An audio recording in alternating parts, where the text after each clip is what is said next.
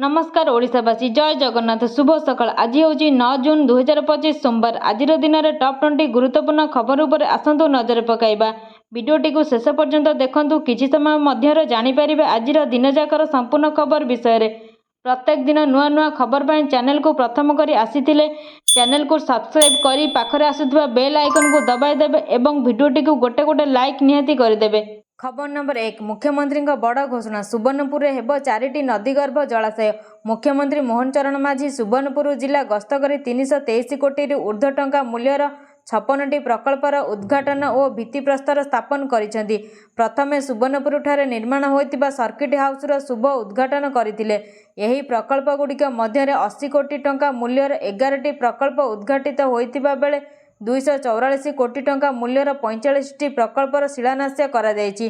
प्रकल्प गुड़िक मध्य मुख्यतः सड़क निर्माण, जलसेचन, सेतु निर्माण, स्वास्थ्य सेवा प्रकल्प, मेगा उठा जलसेचन प्रकल्प और छात्रावास आदि रही। एपरिक मुख्यमंत्री सुवर्णपुर जिले में 4टी नदीगर्भ जलाशय निर्माण पर घोषणा करथिले। खबर नंबर 2 भुवनेश्वर में 30 जिला पृथक अतिथि भवन निर्माण करेंगे सरकार। उपकृत हेबे लोके। ओडिशा राजधानी को विभिन्न उद्देश्य आसुथिबा लोकंक पई सुलभ बासस्थान जोगाइबा निमंते राज्य सरकार भुवनेश्वर में 30टी अतिथि भवन निर्माण करिवे। रविवार राजस्व मंत्री सुरेश पुजारी यह प्रकाश करिसेंती। राज्य सरकार समस्त 30टी जिलार लोकंक पई पृथक अतिथि भवन निर्माण करिवे। प्रत्येक अतिथि भवन में 100टी कोठरी रहिबो, जहाँ स्वास्थ्य सेवा किंबा अन्य कौनसी उद्देश्य राजधानी को आसुथिबा लोकंक पई उद्दिष्ट हेबो बोली राजस्व मंत्री कहिसेंती। खबर नंबर 3 श्रीमंदिर भोग मंडप अघटन। गरम डाली पड़ी 7 भक्त आहत। पुरी श्रीमंदिर भोग मंडप रविवार एक अघटन घटी। गरम डाली पड़ी 7 जन भक्त आहत होइछन्ती। सेमानंकु मेडिकल रे भर्ती करा जायछि। आहत होइतिबा समस्त भक्त नयागढ़ अंचलर बोली सूचना मिलिथिबा सूचना मुताबक भोग मंडप उठिबा परे बोझियाଙ୍କୁ असावधानतारु एही घटना घटिछि। बोझिया गरम डाली नेला बेले भक्तଙ୍କ उपरे पड़ी जायतिला। फल 7 जन भक्त आहत होइछन्ती। खबर नंबर 4 भुवनेश्वर में निर्माण हेब 10,000 आसन क्षमता विशिष्ट ओडिशा मंडप। सरकार नुआ योजना।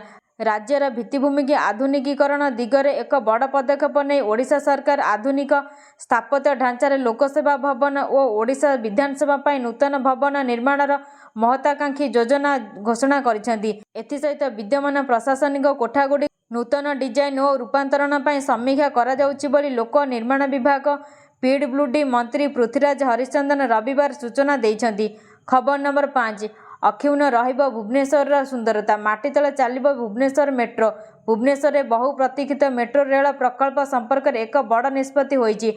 ओडिशा सरकार स्पष्ट करिसेंती जे राजधानी सहर में इलेवेटेड मेट्रो रेल व्यवस्था नुहे बरं प्रशासन वर्तमान एक माटी तले मेट्रो रेल नेटवर्क प्रवर्तन पई योजना उपरे कार्य करुछि।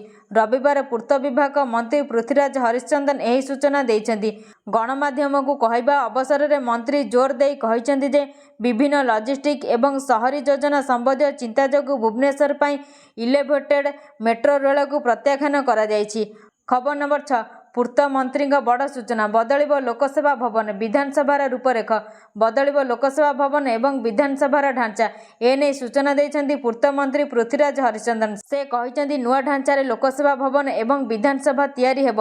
पुराणा बिल्डिंग रे रूपरेख बदला जिबा पई आलोचना पर्यालोचना चली। सेहीपरि मंत्री कहिसेंती चंद्रशेखरपुर रे ओडिशा मंडप निर्माण हेब। 10,000 लोक बसिबा क्षमतार कन्वेंशन सेंटर रहिब। अन्य पक्षरे पुरी बड़दाण्डर सबुदिन पई मद और आमिष बिक्री बंद हेब। श्रीमंदिर और बड़दाण्डर 2 किलोमीटर परिधि में मद बार मना नहीं सूचना देइछन्ती मंत्री। खबर नंबर 7 बंगोपसागर रे घूर्णिबलय। एसबु जिले में प्रबल घड़घड़ी सह बन्या सतर्क कला पाणीपाग विभाग। बंगोपसागर रे सृष्टि होइछि घूर्णिबलय।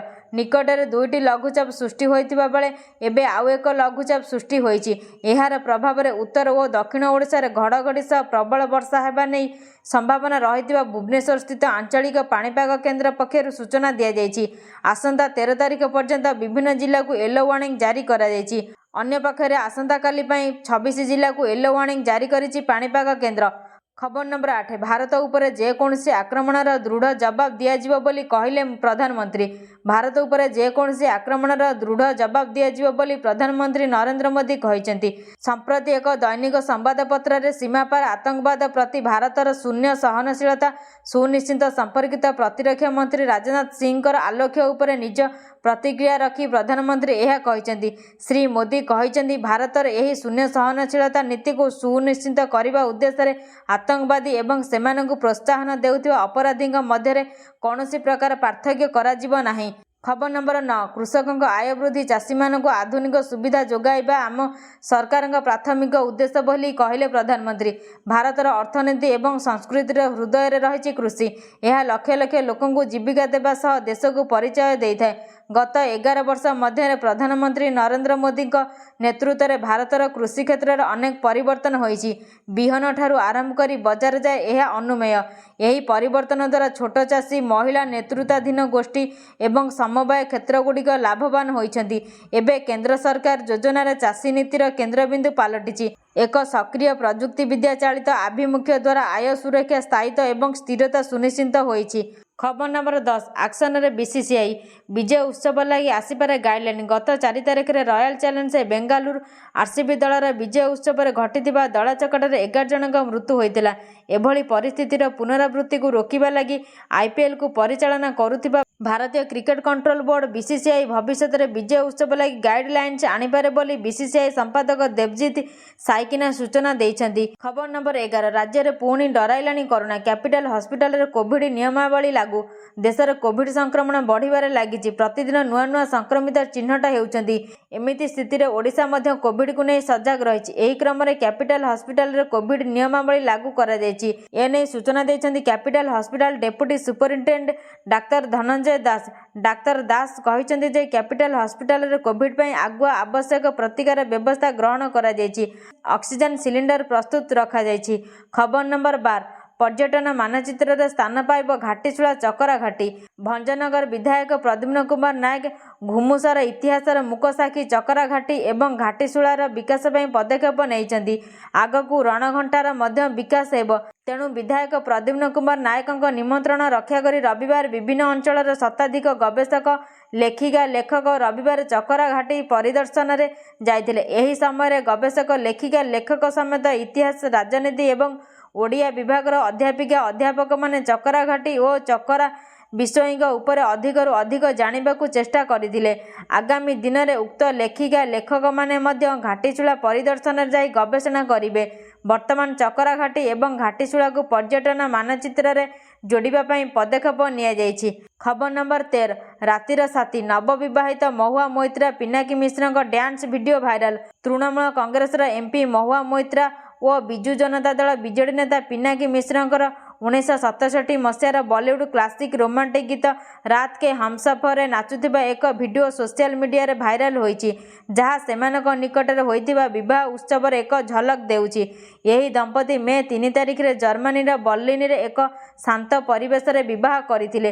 ପଶ୍ଚିମବଙ୍ଗର କୃଷ୍ଣନଗର ନିର୍ବାଚନ ମଣ୍ଡଳୀରୁ ପ୍ରତିନିଧିତ୍ୱ କରୁଥିବା ମୋଇତ୍ରା ଓ ଓଡ଼ିଶାର ପୁରୀରୁ ବରିଷ୍ଠ ପୂର୍ବତନ ଏମ୍ପି ପିନାକୀ ଏହି ବିବାହକୁ ଅତ୍ୟନ୍ତ ବ୍ୟକ୍ତିଗତ ରଖିଥିଲେ, ଯେଉଁଥିରେ କେବଳ ନିକଟ ବନ୍ଧୁ ଓ ପରିବାର ସଦସ୍ୟମାନେ ଉପସ୍ଥିତ ଥିଲେ। ଖବର ନମ୍ବର 14 ମା ହେଲେ ଧଳା ବାଘୁଣୀ ମୌସୁମୀ, 2 ଛୁଆକୁ ଦେଲା ଜନ୍ମ, ହୋଇପାରିନି ଲିଙ୍ଗ ନିର୍ଣ୍ଣୟ।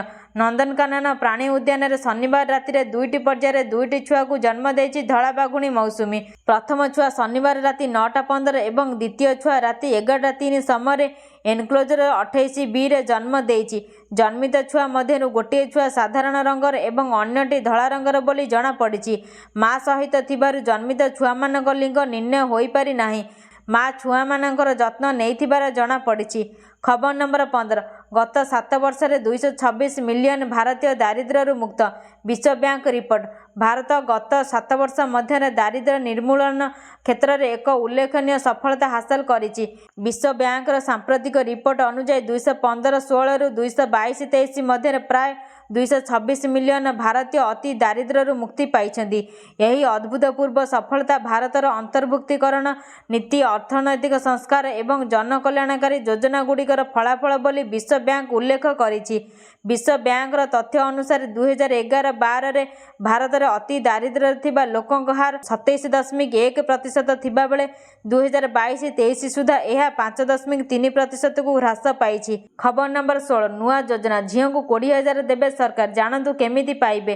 ଛତିଶଗଡ଼ ସରକାର ଗରିବ ପଛୁଆ ବର୍ଗ ଓ ଶ୍ରମିକ ପରିବାରର ଝିଅମାନଙ୍କ ପାଇଁ ମୁଖ୍ୟମନ୍ତ୍ରୀ ନୋନି ସଶକ୍ତିକରଣ ଯୋଜନା କାର୍ଯ୍ୟକାରୀ କରିଛି, ଯାହାରେ ପଢ଼ାଠାରୁ ବିବାହ ପର୍ଯ୍ୟନ୍ତ ସରକାର ଖର୍ଚ୍ଚ ବହନ କରିବ। ପ୍ରଥମ 2 ଝିଅକୁ ପଢ଼ା ପାଇଁ 20,000 ଟଙ୍କା ଓ ବ୍ୟବସାୟ ଆରମ୍ଭ ପାଇଁ ଅତିରିକ୍ତ 30,000 ଟଙ୍କା ଦିଆଯିବ। ବାର୍ଷିକ ଆୟ 3 ଲକ୍ଷ ଟଙ୍କାରୁ କମ୍ ଥିବା ଶ୍ରମିକ ପରିବାର ଝିଅମାନେ ଏହି ଯୋଜନାର ଲାଭ ଉଠାଇ ପାରିବେ। ଆବେଦନ ପାଇଁ ସମସ୍ତ ଦଲିଲ ସହିତ ଅଫିସିଆଲ ୱେବସାଇଟରେ ଶ୍ରମିକ ପଞ୍ଜୀକରଣ କରିବା ଆବଶ୍ୟକ। ଖବର ନମ୍ବର 17 ରଜରେ ବଡ଼ ଲଘୁଚାପ, ଭିଜିବ ସାରା ଓଡ଼ିଶା, ଏଥର ପଶିବ ପାଣି। ପାଣିପାଗକୁ ନେଇ ବଡ଼ ଖବର, ଆସୁଛି ବଡ଼ ଲଘୁଚାପ, ଏଥର ରଜରେ ପଶିବ ପାଣି। ବର୍ଷାରେ ଭିଜିବ ରଜ ପର୍ବ। ଗଣପର୍ବ ରଜରେ ପ୍ରବଳ ବର୍ଷା ହେବା ନେଇ ପୂର୍ବାନୁମାନ କରିଛି ପାଣିପାଗ ବିଭାଗ। ଏନେଇ ବିଭାଗ ପକ୍ଷରୁ ଗୁରୁତ୍ୱପୂର୍ଣ୍ଣ ସୂଚନା ଦିଆଯାଇଛି। ବଙ୍ଗୋପସାଗରରେ ସୃଷ୍ଟି ହେଲା ଘୂର୍ଣ୍ଣିବଳୟ। ଦକ୍ଷିଣ ପୂର୍ବ ସଂଲଗ୍ନ ପୂର୍ବ କେନ୍ଦ୍ରୀୟ ବଙ୍ଗୋପସାଗରରେ ଘୂର୍ଣ୍ଣିବଳୟ ସୃଷ୍ଟି ହୋଇଥିବା ନେଇ ସୂଚନା ଦେଇଛି ଆଞ୍ଚଳିକ ପାଣିପାଗ ବିଭାଗ। ଏଥର ରଜରେ ଭିଜିବ ସାରା ଓଡ଼ିଶା। ଆସନ୍ତା ଜୁନ୍ 14ରୁ 16 ତାରିଖ ମଧ୍ୟରେ ଉତ୍ତର ବଙ୍ଗୋପସାଗରରେ ଲଘୁଚାପ ସମ୍ଭାବନା ରହିଛି। 12 ଜୁନ୍ ପରଠାରୁ ରାଜ୍ୟରେ ପାଗରେ ପରିବର୍ତ୍ତନ ହେବା ସହିତ 14 ତାରିଖ ଠାରୁ ଧୀରେ ଧୀରେ ବର୍ଷାର ବିସ୍ତୃତି ବଢ଼ିପାରେ। ଏନେଇ ସୂଚନା ଦେଇଛି ଭୁବନେଶ୍ୱର ସ୍ଥିତ ଆଞ୍ଚଳିକ ପାଣିପାଗ ବିଭାଗ। ଖବର ନମ୍ବର 18 ସରକାରଙ୍କୁ ବର୍ଷେ 76 ସହରାଞ୍ଚଳ ଗରିବଙ୍କୁ ମିଳିବ 5,328 ଘର। ବର୍ଷ ପୂର୍ତ୍ତି ଉପଲକ୍ଷେ ଆସନ୍ତା 12 ତାରିଖରେ ରାଜ୍ୟ ସରକାର ସହରାଞ୍ଚଳ ଗରିବ ଲୋକଙ୍କୁ ଘର ଭେଟି ଦେବେ। 76ଟି ସହରାଞ୍ଚଳରେ 5,328 ଜଣଙ୍କୁ ଘର ବଣ୍ଟା ହେବ। ଏଥିପାଇଁ ସ୍ୱତନ୍ତ୍ର କାର୍ଯ୍ୟକ୍ରମ ଆୟୋଜନ କରି ଘର କାର୍ଯ୍ୟଦେଶ ବାଣ୍ଟିବାକୁ ଗୃହ ନିର୍ମାଣ ଓ ନଗର ଉନ୍ନୟନ ବିଭାଗ ପକ୍ଷରୁ ସମସ୍ତ ମହାନଗର ନିଗମ କମିଶନର, ମ୍ୟୁନିସିପାଲିଟି ଓ ଏନ୍ଏସିର ନିର୍ବାହୀ ଅଧିକାରୀଙ୍କୁ ନିର୍ଦ୍ଦେଶ ଦିଆଯାଇଛି।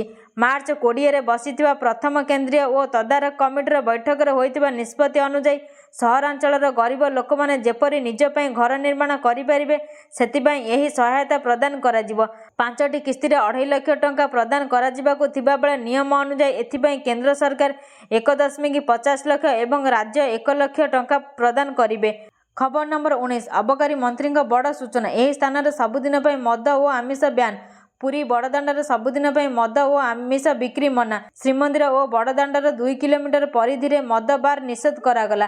ବଡ଼ଦାଣ୍ଡର ଆଖପାଖ ଅଞ୍ଚଳରେ ମଧ୍ୟ ମଦ କି ଆମିଷ ବିକ୍ରି ହୋଇପାରିବ ନାହିଁ। ଏନେଇ ସୂଚନା ଦେଇଛନ୍ତି ଅବକାରୀ ମନ୍ତ୍ରୀ ପୃଥ୍ୱୀରାଜ ହରିଚନ୍ଦନ। ଏଣିକି ଆଉ ପୁରୀ ଶ୍ରୀମନ୍ଦିର ଆଖପାଖରେ ଆମିଷ ବିକ୍ରି ହେବ ନାହିଁ। 2 କିଲୋମିଟର ଦୂରରେ ହିଁ ବିକ୍ରି ପାଇଁ ଅନୁମତି ମିଳିଛି। ସେହିପରି ପୁରୀକୁ ବହୁ ସଂଖ୍ୟାରେ ପର୍ଯ୍ୟଟକଙ୍କ ଆଗମନ ହୋଇଥାଏ।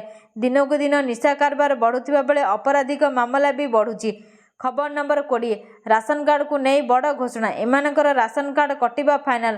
ରାସନ କାର୍ଡଧାରୀଙ୍କ ପାଇଁ ଶେଷ ସୁଯୋଗ, ଜୁନ୍ ଶେଷ ସୁଦ୍ଧା ଇ-KYC ନ କଲେ କଟିଯିବ ରାସନ କାର୍ଡ। 95% ଇ-KYC ସରିଥିବା ବେଳେ ଏବେ ବି 20 ଲକ୍ଷ ହିତାଧିକାରୀ ଏହା କରିନାହାନ୍ତି। ତେଣୁ 20 ଲକ୍ଷ ଲୋକଙ୍କ ରାସନ କାର୍ଡରୁ ବାଦ୍ ପଡ଼ିବା ଆଶଙ୍କା ଉପୁଜିଛି ବୋଲି ମନ୍ତ୍ରୀ କହିଛନ୍ତି। ସେପଟେ ନୂଆ ରାସନ କାର୍ଡ ଆବେଦନ ପାଇଁ ଲୋକଙ୍କ ଭିଡ଼ ଦେଖିବାକୁ ମିଳୁଛି। 15 ଲକ୍ଷ ନୂଆ ରାସନ କାର୍ଡ ପାଇଁ ଅନୁମୋଦନ ମିଳିଥିବା ବିଭାଗୀୟ ମନ୍ତ୍ରୀ କହିଛନ୍ତି। ରାସନ କାର୍ଡ ପାଇଁ ଏହି ମାସରେ ସରିଯିବ ଇ-KYC ଅପଡେଟ୍ ପ୍ରକ୍ରିୟା। ବର୍ତ୍ତମାନ ସୁଦ୍ଧା 95% ହିତାଧିକାରୀ ଇ-KYC ଅପଡେଟ୍ କରିସାରିଛନ୍ତି। ଅନେକ ଲୋକ ଇ-KYC କରୁନଥିବାରୁ ସେମାନଙ୍କ ନାଁ ରାସନ କାର୍ଡରୁ କଟିଯିବ ବୋଲି ଖାଦ୍ୟ ଯୋଗାଣ ମନ୍ତ୍ରୀ କୃଷ୍ଣଚନ୍ଦ୍ର ପାତ୍ର କହିଛନ୍ତି। ସମ୍ପୂର୍ଣ୍ଣ ଭିଡ଼ିଓଟିକୁ ଦେଖୁଥିବାରୁ ଧନ୍ୟବାଦ।